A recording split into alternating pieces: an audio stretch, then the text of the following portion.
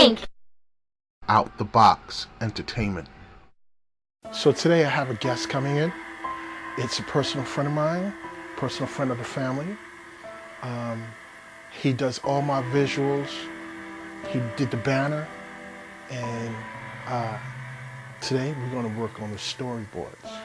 This is John Pyatt, and you tuned in to Clot, Open Surgery.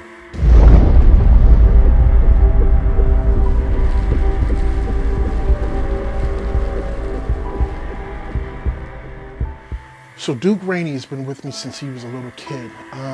What I noticed about him early out was he was always drawing. Amazing talent. He wasn't out hanging out on a street corner. He wasn't doing drugs, drinking, robbing people, chasing girls. The only thing he cared about was art, drawing. When he entered into my life, another friend of his brought him to the house because I teach martial arts, I teach Kung Fu. And he was one of the students, and I welcomed him into my house and into my family. He's been with me ever since, maybe 12 years now. So, I really honor him, and I'm glad that he's part of it, and he's contributed so much to the process of Clot and the process of the company. That it's important that I introduce you guys to him. This process here with Duke and the storyboards it's not the traditional format of storyboarding, as I had mentioned. This is just my method of doing it. Even Duke himself, as an amazing artist as he is, graphic designer as he is, he's not a storyboard artist. So he's following my lead, but still, we get a lot done. And that's the whole thing about anything. Set yourself up with a goal and achieve that goal. It doesn't matter if it's picture perfect, as long as it's achieved.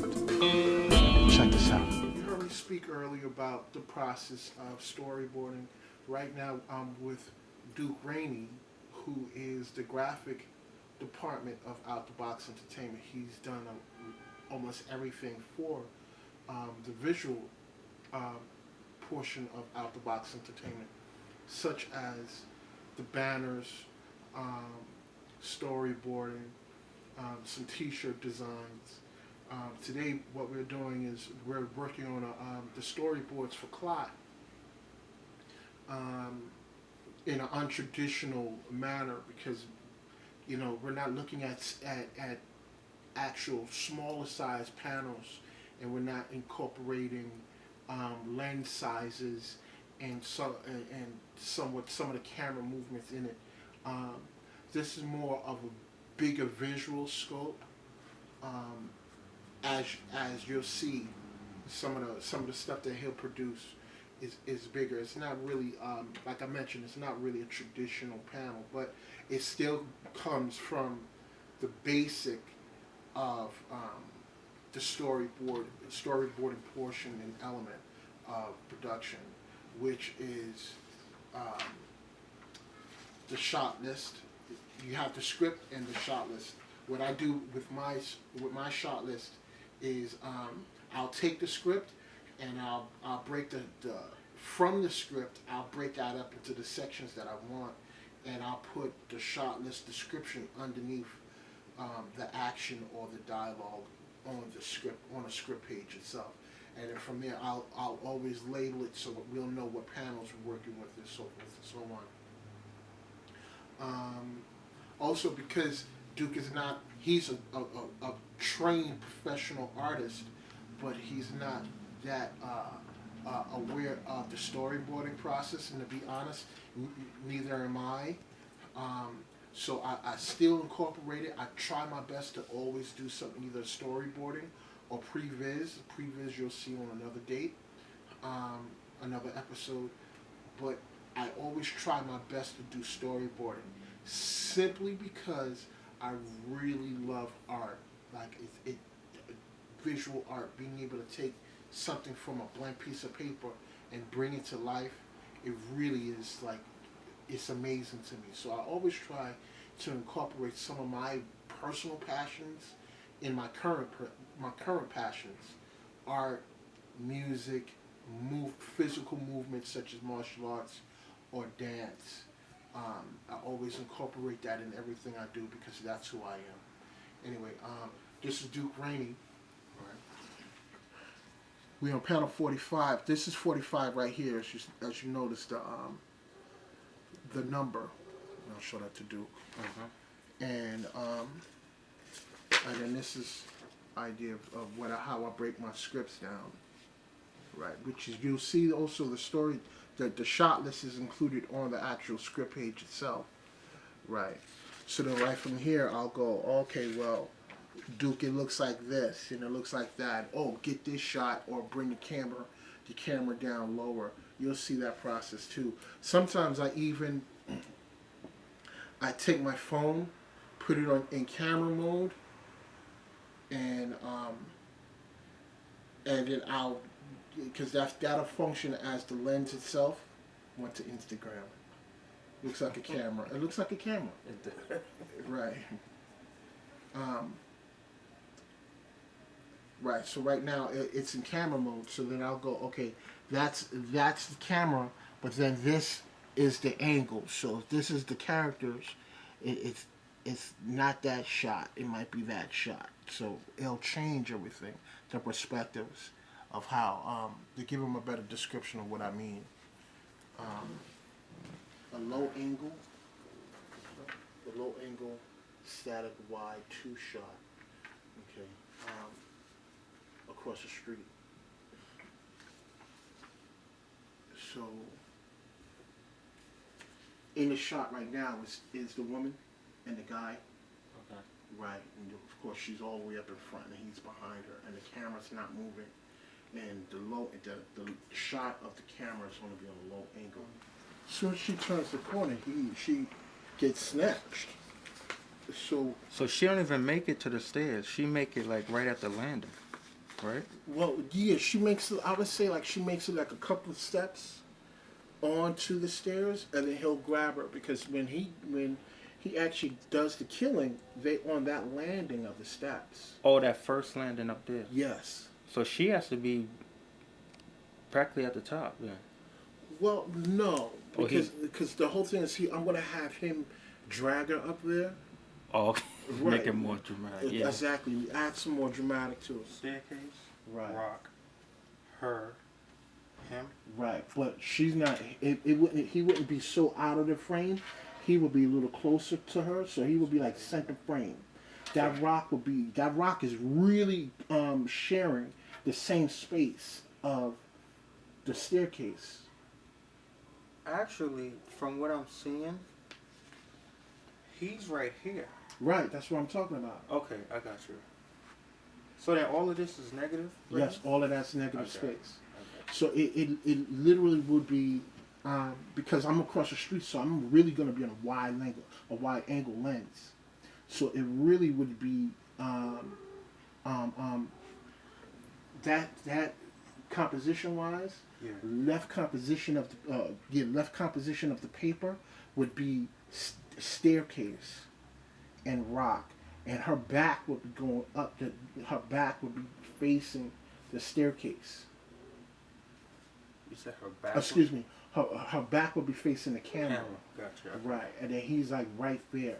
So it's like this is what I'm saying. By the time he turns that corner, she's halfway up the stairs. Normally, when you draw on storyboarding, it's not that detailed. Like Duke is kind of drawing it detailed, which is, I love that type of stuff. But like later on, when the series is really moving on, and I'm gonna, hopefully he'll have the time, I'll come back to him and go, okay, let's scale it down and just make it really basic stick figures.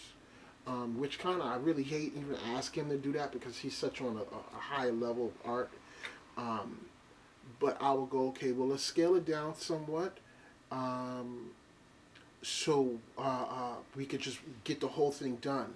But not for this batch right here, not for this particular story. The main reason why I went with this one, because it really, this episode right here really embodies each episode of the series. What I'm trying to do with each episode of the series. Um, it has flashback in it. It has the Bloodhounds in it. It has the Heart in it. It has the Alpha Elite Squad in it. So it has the horror and the action all inside, and you know it pretty much moves. It tells a good, entertaining story. But along with that, the storyboards I'm using as a vehicle to promote the series. Um, so when I go and speak to people, it'll also be part of the Kickstarter campaign that I plan on doing. So my whole thing has been dealing with any artists from this visual art to like Pete and Da Vinci, and the music artists. I really use their stuff to really promote not what I do, but what they do. That's like real important to me. It's not about, to me, my life has never been just about my life. It's always been about others and sharing that space. The reason why I thought it was that far apart, because I'm looking at that shot there. This one? Yeah, if you look at how small he is, and He's how further. big he's further, so by the time, now when she turns, he's basically catching up to her, so I hope I got it right. When she turns, he's basically at the rock now. Right. So when she goes up, he grabs her. But if I got it wrong, I'll correct it. No. I think you got it right. If you could put the line of stairs there. The stairs? Yeah, because she's going upstairs now. This right here is staircase. Oh, it's from that angle. You know what? I didn't. You know. No, you got it right because the camera right now is across the street. Right now, where they at is this, right? This is her. This is him. Camera's here. So when she turns to go up, right, she's going up the staircase. So right here in front of her is the stairs. In that area, you wouldn't see the stairs from this angle. Why not? Look. The stairs is here. If you're over here across the street. Oh, well then you know what? These stairs is done wrong. Because that area, that if we could pull up. No. Maps, I know what you're talking about. I mean, we could pull up Google Maps, and I could pull it to that area, and maybe I could get a better understanding. Yeah. What we're doing right now is we're pulling up the actual location where he's going to be filming this scene. We want to get the correct perspective of the location that I'm going to be drawing in the storyboard, so it could be kind of accurate. So that's what he's doing now. I'm pretty detailed like that, and I'm pretty sure he is too with his work. But like he said, it doesn't have to be detailed drawn, but at least location and composition wise, I think it matters.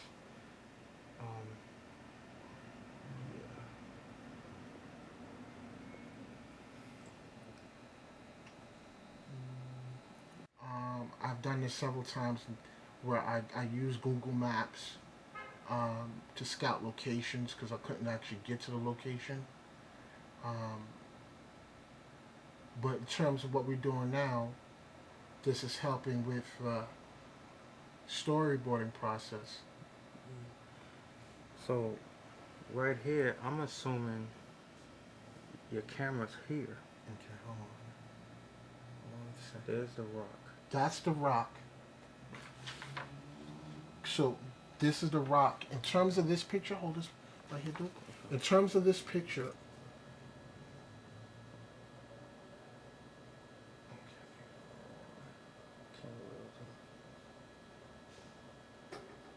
oh, it put us on the other side.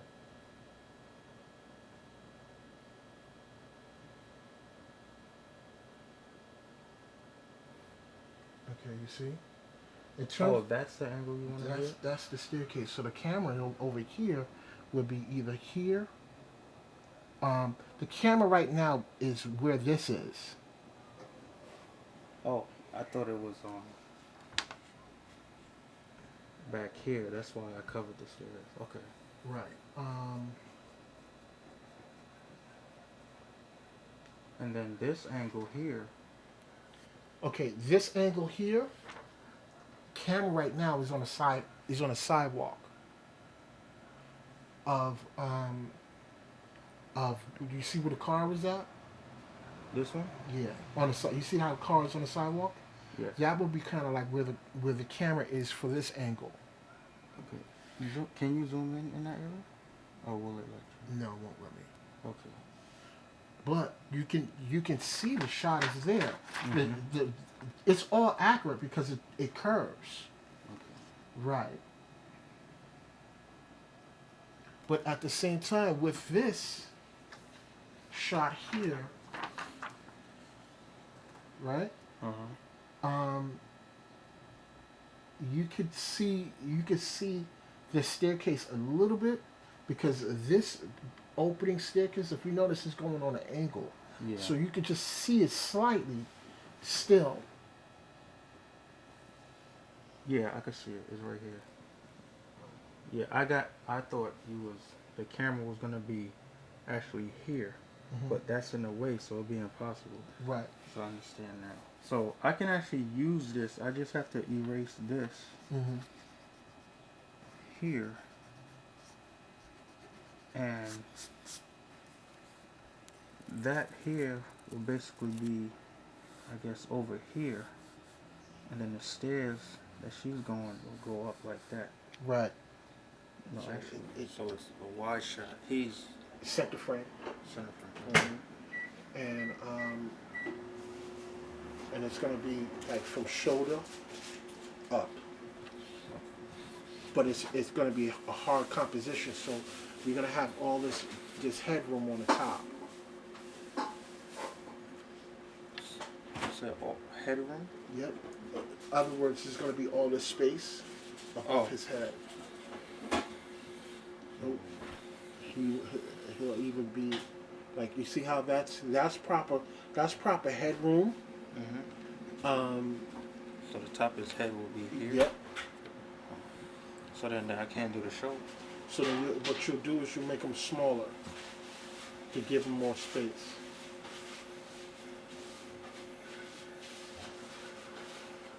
So if that was the shoulders. Yeah, that'll work. Or you want a little more chest? No, like the way I'm gonna have it, he'll be bigger in the frame, but because I have a wider angle lens, like I think I have like a 12 or 18, so he'll be wide, but that's pretty accurate. That's pretty close. A low angle, and the camera's on a slight tilt, which is called a Dutch angle. Kind of how to face it over now. Yeah. And he's going to be standing center frame. Like that? Yeah. Or less tilt than that? It'll be probably less tilt.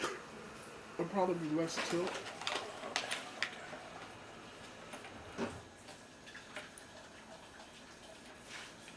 So like, let's say that this is the guy.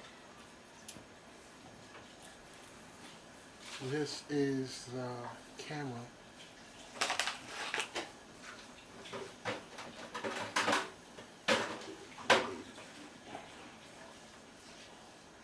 You see the shot? Right. Well, instead of it being straight on like that, it's going to be somewhat on a tilt. And what the camera's going to do is it's going to slowly dolly in.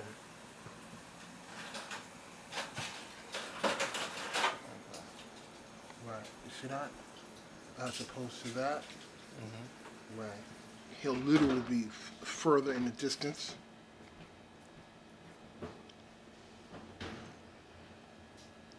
For the dolly shot. That's going to be a forward low angle Dutch. Yeah, forward low angle, slow dolly Dutch angle.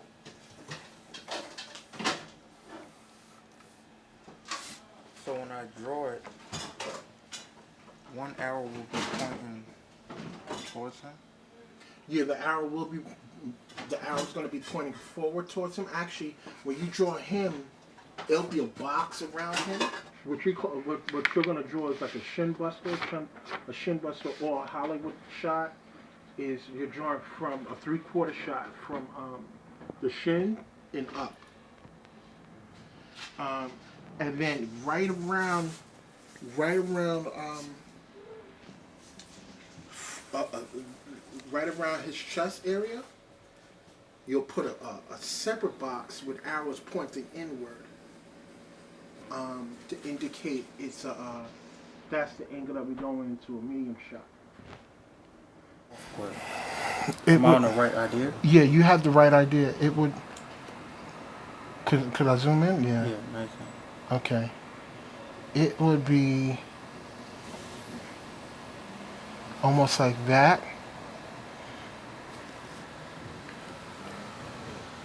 See, the thing is with this, you can't really. You have it. That is it.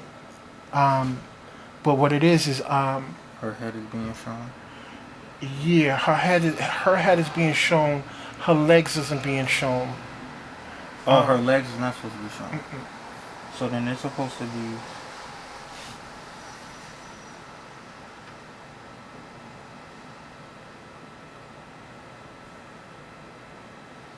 like this, but with the knife showing. Yes. 49 is kind of a funky shot.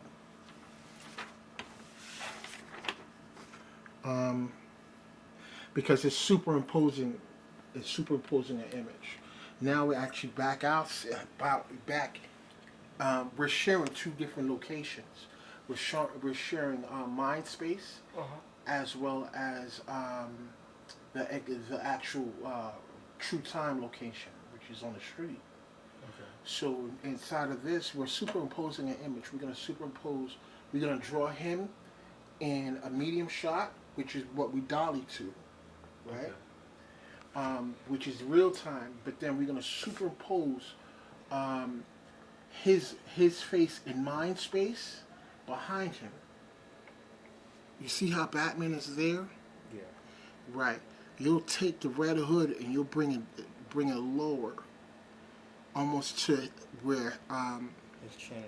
Right. Exactly. So this is him. Is his eyes going to be shown here? Yeah, both his eyes are being shown. Okay, so then let's just say this was the shape of his head. His mouth will be here, nose, eyes. His head will be here, right? Right. The only thing, it won't be as small. I want them both to kind of share the same space. So then his head. Because remember, in order to pull this visual, because it's a visual shot, because I'm trying to share the same space, because they same person, going through the same feeling and the same dynamic direction. Okay. So if one is dominating the other, one is pulling the motion away from that character. And it's not, because they're the same individual. So they have to, in terms of camera frame, right? They have to share the same, somewhat like the same space. So I have an idea. Right. So it would be like let's say this is him. This will be him.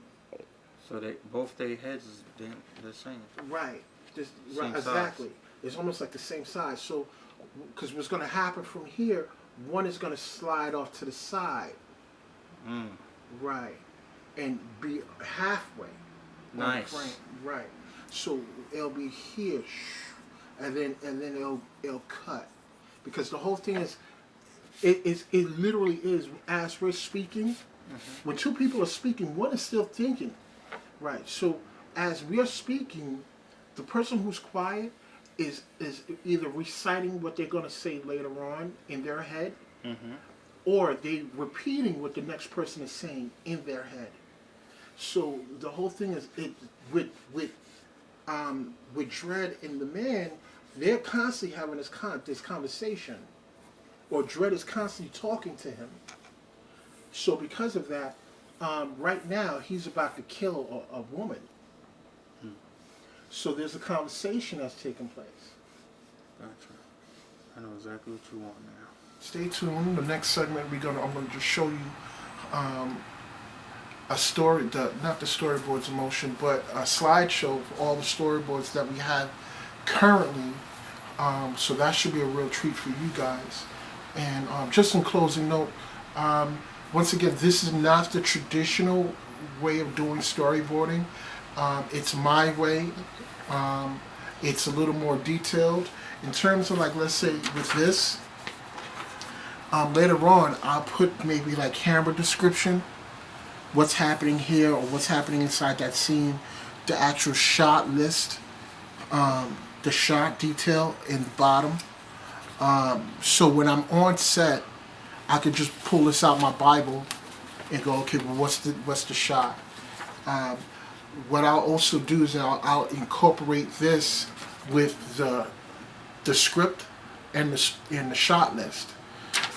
So when I open up, each page might have like 3 pages attached to it. So when I open up, I know exactly, okay, well, this is what I'm going for.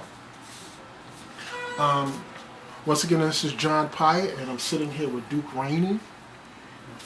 Duke, if people want to contact you for either work, because he just doesn't do this. Duke, want to tell me what else you do? Other than storyboards, I'm actually a cartoon artist. I also do pencil sketches. I do murals. I do paints. I also do paper mache, graphic design, and anything print. You could contact me. Email is dukerainey@gmail.com, which is spelled DUKERAINEY. My Facebook, you can find me under Sir Duke Rainey Jr. Is that all one word, or? Sir Duke is one word, SIRDUKE, and then Rainey Jr., RAINEYJR. You can also find me under that email as well. You've seen some of what Duke has to offer. Amazing talent working with him. He's definitely part of the family. And stay tuned for the slideshow and enjoy. Listen for the sound.